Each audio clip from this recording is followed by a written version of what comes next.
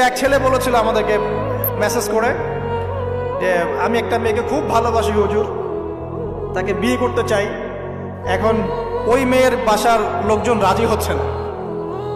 তো এই ছেলের মধ্যে কি চেতনাটা কি, সে প্রেম করছে ঠিকই, হারাম অ্যাফেয়ার্সে আছে ঠিকই, কিন্তু সে তাকে বিয়ে করতে চায়, ওটা হালাল করতে চায়।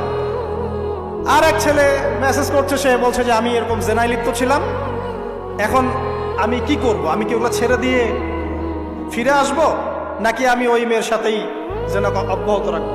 কিন্তু এই দুই ব্যক্তি কি সমান? সমান না।